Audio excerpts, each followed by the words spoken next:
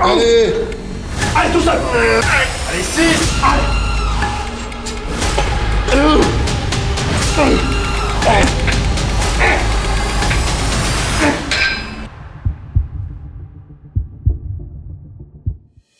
Bonjour à toutes et à tous et bienvenue dans cette nouvelle vidéo. On démarre dans ma cuisine car on va aller faire un training pool avec Tintin, the coach. Et pourquoi est-ce que je suis dans ma cuisine? Tout simplement car j'ai préparé mon pré-workout. On me pose beaucoup de questions souvent, est-ce que c'est vraiment utile? Dites-vous une chose, alors déjà c'est du détail, mais si vous avez un bon pré-workout comme celui d'AW Trainer que j'ai là, ça peut être utile surtout grâce à deux ingrédients, la caféine et la citrulline. On a également dans celui-là de la bêta-alanine. La bêta-alanine, c'est comme la créatine, c'est un effet, on va dire, cumulatif. Vous devez en prendre tous les jours pour que ça fonctionne. Donc par exemple, les jours où je m'entraîne, si je prends un pré-workout, je ne prendrai pas de bêta-alanine car il y en a dans ce complément. Les jours où je ne m'entraîne pas, j'en prendrai à part avec une supplémentation annexe. Donc c'est parti, petit pré-workout et on y va. Bon, donc je vais peut-être pas vous faire un tutoriel de comment mettre une poudre dans un paquet, mais il y a une chose importante pour le pré-workout, je vous conseille toujours de le peser car les scoops, ça fait souvent pas le bon poids. Là, la dose elle est pour 25 grammes, on va voir combien fait une scoop. Alors, une scoop ça fait...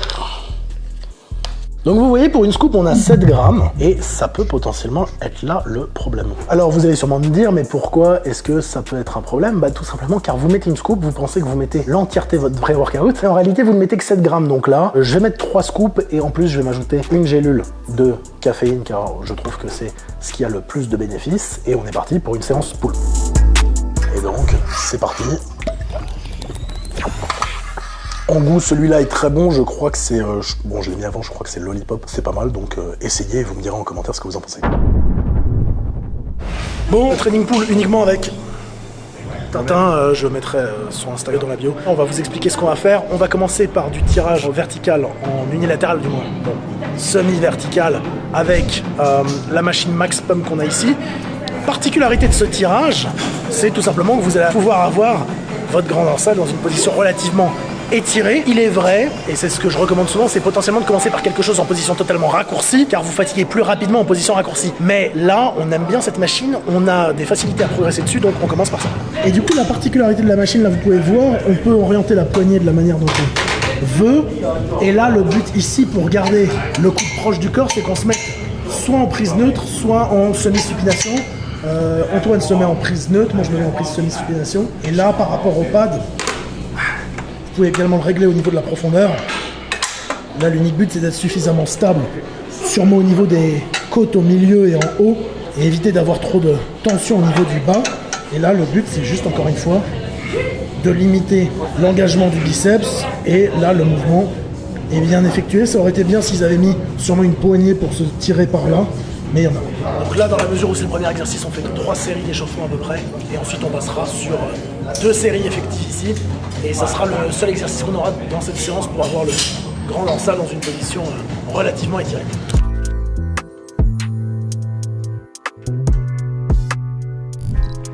Bon, vous voyez qu'on commence par le premier exercice en unilatéral pour le grand dorsal, position étirée, on pourrait probablement faire autrement, mais il y a une chose souvent que j'entends récemment, c'est que tous ces exercices en unilatéral pour le grand dorsal, c'est des exercices soit lorsque vous êtes avancé, soit des choses de finition. Non, encore une fois, que vous soyez avancé ou non, votre muscle en soi, si vous avez un bon alignement avec la résistance, viendra grossir et s'hypertrophier. Et bon, il y a bien d'autres paramètres à prendre en compte, mais vous comprenez l'idée. Ça veut dire que même si vous êtes débutant, vous pourriez faire ce type d'exercice, mais il y a sûrement des choses à prendre en compte, notamment le fait que lorsque vous faites de l'unilatéral, vous devez créer de la stabilité avec quelque chose. Lorsque vous faites de l'unilatéral, la séance va durer un petit peu plus longtemps. Peut-être que si vous êtes débutant, vous voulez des séances plus courtes. Mais en tout cas, même si vous êtes débutant, vous pouvez faire ce genre d'exercice à condition qu'il soit évidemment bien réalisé. J'ai mis 4 reps à Louis. Du coup, bah là je vais en faire 12. Et tu vas mettre 4 reps. Et le but ce sera de lui mettre 5 reps du coup. Que lui il match reps. 3 plaques par côté. On est parti.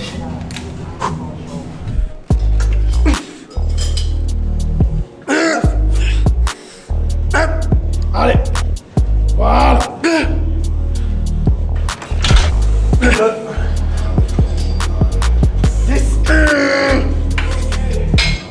Oh, tout seul. Allez, encore. Allez. Voilà, encore, fini. Encore.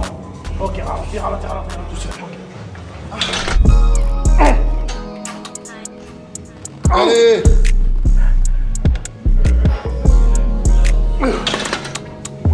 Moi, tu m'as mis 4 et demi. Bah, j'étais pas loin. T'es pas loin. Ouais, j'aurais pu jouer au loto. On avait fait 7 et demi et lui, il en a fait 12. Et du coup, toi, Louis, tu prends quoi avant l'entraînement? Ah bah là, j'ai filmé en plus avant, j'ai pris un pré-workout à W Trainer. Moins 10% code The Prep. D'ailleurs, j'ai oublié de le dire en plus avant tout à l'heure quand j'ai fait. Bah, c'est pas Je suis vraiment le pire promoteur. Allez, encore. Allez, mon gros. Allez, bats-toi. Ça, c'est un coach qui sait pas s'entraîner, ça se voit. Non, je ne Lui, m'entraîne il jamais. ne s'entraîne jamais. Tout est dans la théorie, rien n'est dans la pratique. Mais d'ailleurs, blague à part, parce qu'on me régale, il y a une très bonne vidéo de Tom Purvis sur YouTube que vous devriez regarder, qui s'appelle How Should a Trainer Look Like?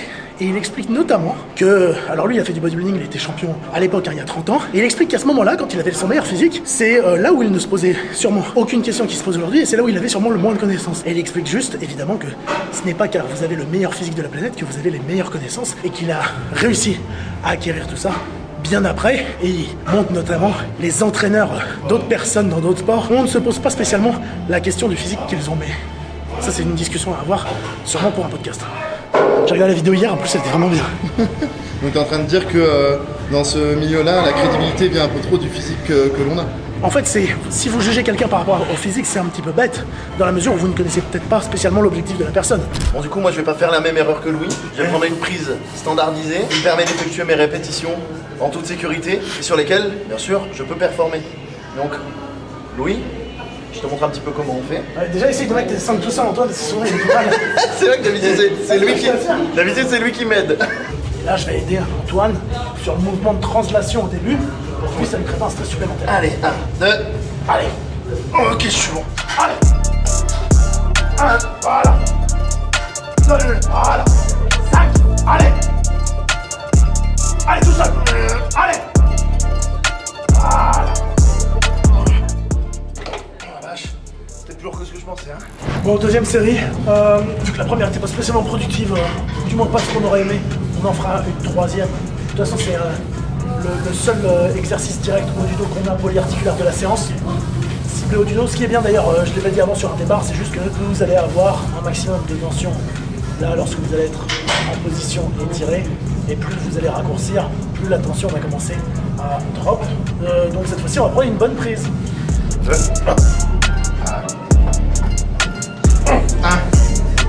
2, 5, allez. 6, encore. Allez. 7, on va chercher. 8, allez. Tout seul, tout seul. 20, 7,5. Voilà, ça fait demi. Après la première ratée, c'est pas trop mal. Ouais. 2, 4, allez. Allez, 6, allez.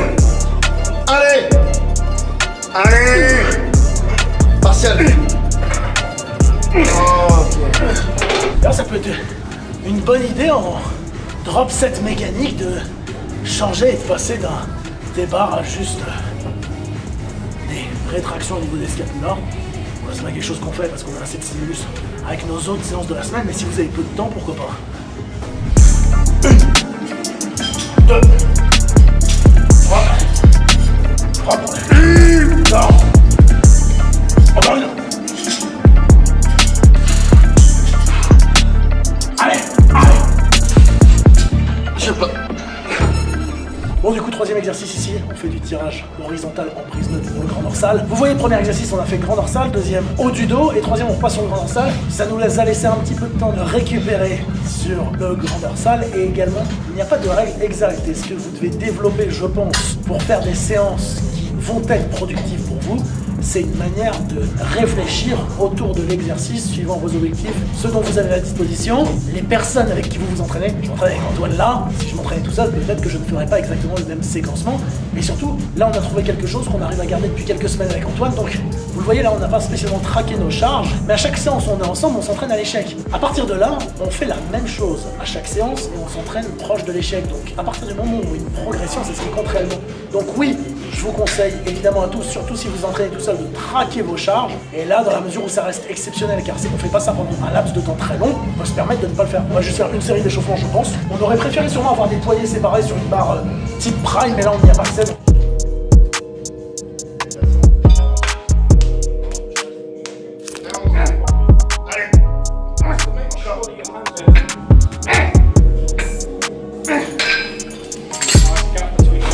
Put it up YouTube. Bon, du coup, dernier exercice, on va faire du curl à la machine en unilatéral. Pour bien exécuter le curl, et pour tous les exercices, le plus important, ça sera votre setup de départ. Donc là, on va s'assurer que le coude soit aligné avec le point de pivot, l'axe de rotation de la machine. Regardez, là, ça tourne autour de ça. Là, donc on veut être aligné avec ça. Donc on veut que le coude soit là. Après, par rapport à la position sur le siège, déjà là, on veut avoir un bel alignement entre épaule, coude, main. Ok, là je l'ai. On va avoir suffisamment de surface de contact là avec notre humérus. Et par rapport là, la particularité sur cette machine, c'est qu'on peut orienter le coussin qui a là, juste le pad. Ça dépend quel degré de flexion de l'épaule vous voulez avoir. J'aime avoir un degré relativement important ici. Donc là, on a relativement bien incliné. Tout simplement, on vient saisir la poignée. Vous essayez de trouver un support, encore une fois, et vous créez une stabilité. Bon, s'il y avait une poignée, je me serais peut-être mis comme ça là. On va dire que comme ça, je pourrais essayer là, mais je pense que c'est là où j'aurai le plus de production de force. Et là, j'ai un bon setup pour effectuer l'exercice et on va juste faire une série d'échauffements. Et le but ici, c'est d'avoir le biceps dans une position relativement raccourcie et c'est pour ça qu'on a un degré relativement important de flexion de l'épaule.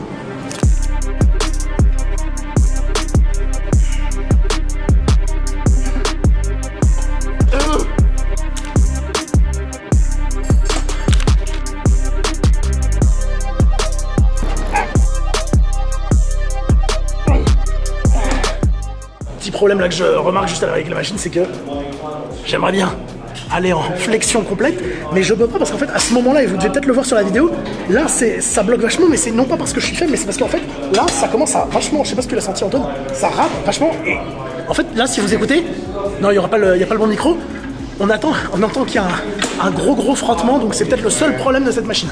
Mais c'est que de ce côté-là. Ah bon bah on va voir ça tout de suite. Et regardez là je prends pas de temps de repos entre les deux bras parce que je me sens bien. Et que l'autre, je n'ai pas spécialement à l'échec parce que beaucoup mieux. Bon, j'ai juste cherché à matcher les reps. Mais je pense que pour la prochaine séance, on changera du coup l'exercice et on fera ce qu'Antoine voulait. C'est-à-dire du curl type pupitre qu'on fait au banc avec un cran un petit peu différent pour que la résistance soit un petit peu plus intéressante.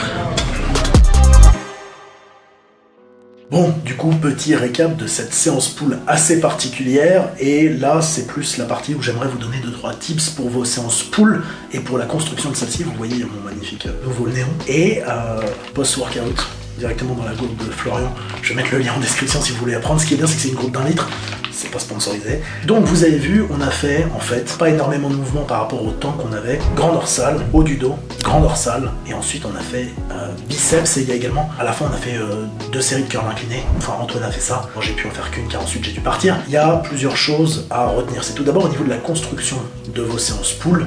Vous pouvez tout simplement choisir de prioriser lors de celle-ci soit votre haut du dos, soit votre grand dorsal, par le séquencement, on va dire, de vos exercices, par le volume total, également tout simplement le choix, l'ordre des exercices, et ça dépend de vous. Si vous avez par exemple 2 séances pull dans la semaine, vous pourriez très bien vous dire, séance pull A, je mets l'accent sur le haut du dos, séance pull B, je mets l'accent sur le grand dorsal. Encore une fois, le but c'est tout simplement de s'adapter à vos points forts, vos points faibles. Souvent, ce qu'on voit d'une manière générale, c'est que beaucoup plus de personnes ont un point faible grand dorsal qu'un point faible haut du dos. Par haut du dos, j'entends rhomboïde, trapèze supérieur, moyen, inférieur, TRS, arrière d'épaule. En réalité, beaucoup plus de personnes ont un point faible grand dorsal, et c'est souvent dû au manque d'exercices qui viennent le cibler. C'est ce qu'on disait au début de la vidéo et ce que j'ai dit. Par exemple, les tirages en unilatéral, il y a beaucoup de personnes qui viennent critiquer ça, mais en réalité, ce sont de très bons exercices pour le grand dorsal. Donc priorisez suivant vos besoins. Et vous pourriez très bien vous dire par séance avoir 2-3 exercices pour le grand dorsal, 2-3 exercices après suivant vos besoins pour le haut du dos. Ça vous fait déjà en fait entre 4 et 6 exercices sur une séance. Et ensuite, nous on a conclu la séance par les biceps. Il y a beaucoup de personnes qui viennent critiquer ce format push-pull leg par exemple en disant ah oui mais les biceps c'est à la fin de la séance, vous n'allez pas avoir de bons bras. Je vous laisse regarder le podcast que j'ai fait un petit peu plus tôt sur cette chaîne sur la programmation d'entraînement. Vous pouvez faire ce que vous voulez. Vous pourriez très bien vous dire bah je fais push-pull leg bras upper. Ça reste des terminologies, vous avez le choix et vous pouvez faire absolument ce que vous voulez. Donc encore une fois, c'est pas parce que là on a fait les bras à la fin de la séance qu'il n'y a pas une séance où on va se dire ah bah on va peut-être faire bras puis legs. Ça reste de la terminologie et faites ce que vous devez faire pour travailler ce que vous devez travailler en fonction de ce que vous pensez être fort ou faible chez vous. Ce que je disais un petit peu avant, c'est développer cette manière de penser autour de vos entraînements et ne soyez pas, encore une fois, enfermés dans des choses que vous pensez être des choses justes et absolues. Encore une fois, il y a beaucoup de choses qui sont flexibles, tout comme la nutrition.